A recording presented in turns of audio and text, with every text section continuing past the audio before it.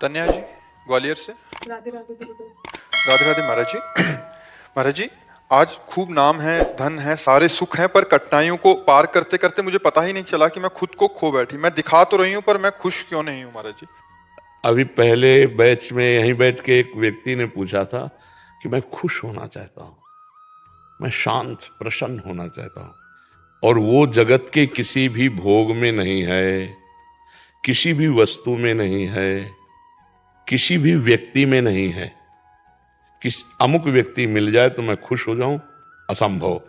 वो अगर मिल भी जाता है तो उसके बाद फिर दूसरी मांग हो जाएगी। कुछ दिन बाद वो, हमारे मन का एक स्वभाव है नवम नवम, मन की एक मांग है नवम नवम। कुछ भी हो, कुछ दिन बाद वो उससे हट जाता है और एक नई खोज करता है। जब तक उसे परम नहीं सुख मिल जाएगा तब तक वो रुकेगा नहीं। पक्का समझ लो, आप रोक के दिखा दो। परम सुख भगवान के नाम में, भगवान के चरणों में है। एक फिर हम समझाने के लिए कथा सुनाते हैं। चक्रवर्ती सम्राट महाराज भर्तृहरि जी, चक्रवर्ती सम्राट कहते हैं जहां से सूर्योदय होता है, जहां अस्त होता है, एक छत्र सप्तद्वीप महिमंडल का सम्राट। उसने विचार किया भर्तृहरि जी ने कि सुख कहां है। दिमाग, बहुत बड़े विद्वान महापुरुष थे, तो उन्होंने कहा खाने में भी सुख एक सीमा तक है। रुपया पैसा खजाना इसलिए प्रिय क्योंकि इससे भोग सामग्री मिलती है। पैसे की मात्रा क्या है? भोग सामग्री मिलती है। अगर पैसे से भोग सामग्री नहीं मिले तो हम कह रहे तुम्हारे को नाम जो है एक ट्रक 2000 रुपया आप कर दिया जाए, 2000 का नोट आपके किसी काम आएगा क्या? आपको कोई बेकार आग लगा दो। और 500 रुपया क्योंकि उससे सामान मिलती है। रुपये का महत्व है वस्तु, वस्तु भोगने के काम में जो आती है, पहनना ओढ़ना है सब। इसके बाद एक आंतरिक सुख की मांग होती, काम। इसको बहुत समझ के देखना। केवल अंतिम सुई जाके रुकती काम में, शरीर भोग, स्पष्ट वर्णन है। सब सुख एक तरफ और मन की एक मांग होती शरीर भोग, वो भी नवम नवम नवम नवम। भर्तृहरि जी ने पूरे विश्व में ऐलान कर दिया मैं उसे पटरानी बनाऊंगा जो मुझे पसंद आ जाए। सब सुंदरियां देश, अभी मतलब सप्तद्वीप महिमंडल मतलब विदेश सब। तो एक पिंगला नाम की सुंदरी जिसके आगे सब सुंदरियां फेल थी। भर्तृहरि जी को उसने पसंद किया, भर्तृहरि जी ने उसे पसंद। अब वो तो कोई साधारण पुरुष तो थे नहीं, तो उन्होंने कहा कुछ वर्ष में राजकाज बिल्कुल नहीं करूंगा। विक्रमादित्य उनके भाई थे, बहुत बड़े प्रसिद्ध चक्रवर्ती सम्राट वही बने जाके आगे। विक्रमादित्य महान बलशाली राजा थे, उनके छोटे भाई थे, उनको राजपद दे दिया और कहा मैं केवल देखूंगा भोग में है कितना सुख। वैज्ञानिक दृष्टि उनकी। अब रात दिन अच्छे अच्छे पदार्थ खाना, चक्रवर्ती सम्राट थे, पिंगला के साथ रहना। पिंगला ने एक दिन खिड़की से झांक के देखा तो बलशाली अश्वों की सेवा कराने वाला अश्वपाल वो समझा रहा था अपने सेवकों को ऐसे।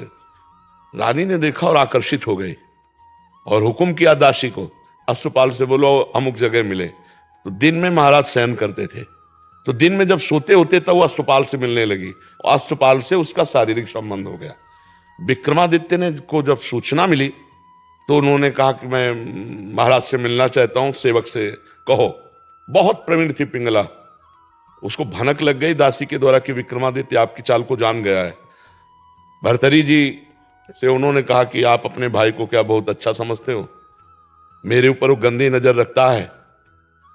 प्रिया चरित्रम पुरुषस्य भाग्यम दैवो न जानामि कुता मनुष्या। जो कपट छल करने वाले स्वभाव वाले होते हैं उनका अलग। अब विक्रमादित्य ने कहा मैं भ्राताश्री से मिलना चाहता हूं और उसने पहले ही क्लियर कर दिया। तो विक्रमादित्य के पास क्रोधित हो क्या उनका, मैं कभी नहीं समझता था तो ऐसी दृष्टि। तो उनका भैया हम जो बात बताना चाहे मैं समझ रहा हूं कि तू यही तो कहना चाहता ना पिंगला गलत है। तो उनका हाँ भाई गलत है हमारे पास। बोले तुम कितने सही, निकालो इसको। मंत्री से आदेश किया इसको देश निकाला दे दो, बेमतलब। अब विक्रमादित्य ने मंत्रियों से कहा भाई इस समय हमारे उसके शासन में है, जीवन इनका बहुत खतरे में है, संभालना राज्य, और मैं अमुक जगह जंगल में रहूंगा, जरा भी खतरा हो तो मुझे बता देना, पर भाई की आज्ञा का पालन करने के लिए। जो अश्वपाल था वो महाराज की नृत्यांगना थी दरबार में, उससे उसकी मित्रता थी। अब वहां एक नगर में ब्राह्मण गरीब था, उसने तपस्या की देवराज इंद्र को प्रसन्न करने के लिए। देवराज इंद्र प्रसन्न हुए और एक फल दे दिया, कहा इसको खाओगे तो अमर हो जाओगे, और अंतर ध्यान हो गए। उसने कहा मैं गरीब आदमी धन चाहता था, अमर होके क्या करूंगा। तब विचार आया कि धर्मात्मा चक्रवर्ती सम्राट महाराज भर्तहरि को दें तो वो हमें धन दे देंगे। ऐसा ही किया। महाराज की जय जयकार हो। आज तक दरबार में नहीं आए थे, लेकिन ब्रह्म ऋषियों को जाने का आदेश था। वो गए, महाराज की जय जयकार हो। महाराज मैंने तपस्या के द्वारा अमर फल प्राप्त किया है, मुझे धन दिया जाए। तो उन्होंने खजाने में कह दिया जितना मांगे धन दे दो। और अमर फल लिया और विचार किया मैं अमर होके क्या करूंगा, अगर पिंगला अमर रहेगी तो पिंगला को दिया खा लो। पिंगला ने तुरंत विचार किया मैं अमर होके क्या करूंगी, अगर अश्वपाल जीवित रहेगा तो अश्वपाल को दे दिया। अश्वपाल ने सोचा मैं अमर होके क्या करूंगा, जो हमारी नृत्यांगना महाराज की है वो अमर हो जाए तो जब तक जीवित रहूंगा। नृत्यांगना ने सोचा मैं अमर होके क्या करूंगी महाराज को। समझ रहे ना, देखो जब पोल खुली होती है तो मैं अब जो नृत्यांगना थी उसने मंत्री से प्रार्थना की कि महाराज से मैं मिलना चाहती हूँ, आदेश आ जाओ। तो उसने कहा महाराज ये अमर फल है, आप इसे पा लीजिए, आप जैसा धर्मात्मा राजा अमर होना। उनका ये सच्ची बता तुझे अमर फल कहां से मिला, क्योंकि तपस्या से ब्राह्मण ने प्राप्त किया, तू वैश्या तुझे कहां से प्राप्त। बोले महाराज ये प्राण क्षमा किए जाए, हमारी दोस्ती है अश्वपाल से। अश्वपाल जो महल के नीचे ही, उनका जाओ किसी से कहना मत। अश्वपाल को बुलाया, बोला जानते हो हम तुम्हें क्या कर सकते हैं। तो कांप रहा था पहले से ही। बीच सभा में आरे से चिरवाएंगे अभी तुझे, और अगर तू सत्य बोल देगा तो तुझे क्षमा कर देंगे, बिल्कुल कोई दंड। बोले महाराज पिंगला जी ने दिया। क्यों, पिंगला से तुम्हारा क्या संपर्क। बोले विक्रमादित्य ठीक कह रहे थे, हमारा पिंगला से शारीरिक संबंध है। महाराज भर्तहरि के होश उड़ गए। मुझ चक्रवर्ती सम्राट से वो खुश नहीं। पिंगला को बुलाया सभा में, आज सभा में उतर के गए, पूरी सभा लगी हुई थी। उनका देखो ब्राह्मण ने अमर फल दिया था, पिंगला ने खाया, मैं तलवार से इसे काटूंगा ये मरेगी नहीं, जीवित हूं। अरे महाराज तो उनका सत्य बोल दे तो तुझे छोड़ दूंगा, नहीं तो अभी सूली पे चढ़वा दूंगा। तो उनका महाराज ऐसी गलती हमसे हो गई कि हमने वो फल नहीं खाया, अश्वपाल को दे दी। तो मुकुट उतारा और कहा धिक्कार इस संसार के सुख को कि मुझ सर्वांग सुंदर पुष्ट चक्रवर्ती सम्राट से ये तृप्त नहीं है, और महारानी से वो अश्वपाल तृप्त नहीं है। अश्वपाल वैश्या से प्यार, ये क्षुद्र काम किसे। और महान बैरागी हुए जिनके सूत्रों को बैरागी जन पढ़ते हैं, भर्तहरि शतक है उनका। तो संसार में अगर कोई तृप्त होता है तो वो भगवान की भक्ति से होता है, नहीं तो भोगों से तो हो ही नहीं सकता है।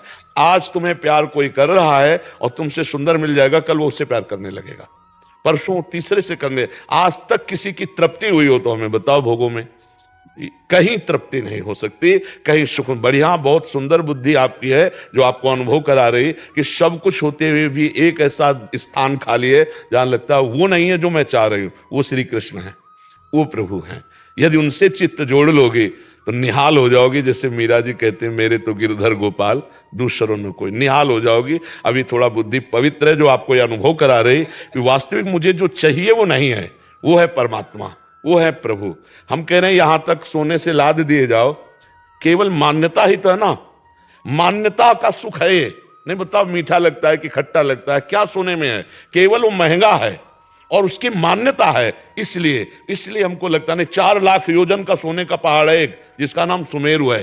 भगवान की माया में रत्न गर्भा पृथ्वी को कहा गया है। जैसे गेरू निकलती है ना, जैसे खड़िया निकलती, चूना निकलता है, ऐसे यहां सोने चांदी की धातुओं की यहां खजाना है पृथ्वी में। अब वो तो भगवान जब अवतरित हुए थे तो अपने आप सब भूमि से प्रकाशित हो गया। हम लोग इन सुखों से कभी तृप्त नहीं हो सकते, क्योंकि हम सच्चिदानंद के अंश हैं, हमारी मांग सच्चिदानंद है। नहीं, आप मान लो इतने बड़े बड़े धनी, लेकिन वो भी अशांत हैं। आप ये मत समझना, अशांत हैं, क्योंकि जब तक भगवान नहीं मिलेंगे तब तक हमें शांति नहीं मिलने वाली। कुछ भी भोग लो, कुछ भी कर लो। और देखो शांति कैसी और तृप्ति कैसी, जब केवट कठौता में भगवान के सामने जल ला के और उनके चरण पखार रहा है, तो भगवान सिया जी की मुंदरी दे रहे हैं, सिया जी की मुंदरी। लेकिन वो क्या कह रहा है, अब कछु नाथ न चाहिए मोरे, दीन दयाल अनुग्रह तोर। क्यों? अति आनंद उमगी अनुरागा, चरण सरोज पखारन ला। भगवान के चरण से जो आनंद मिला, केवट कहने लगा अब कछु नाथ न चाहिए मोरे। भगवान के बिना मिले ये शब्द नहीं निकल सकता कि अब मैं सुखी हो गया, आज के बाद मुझे कुछ नहीं चाहिए, मैं जो चाहा वो मुझे मिल गया।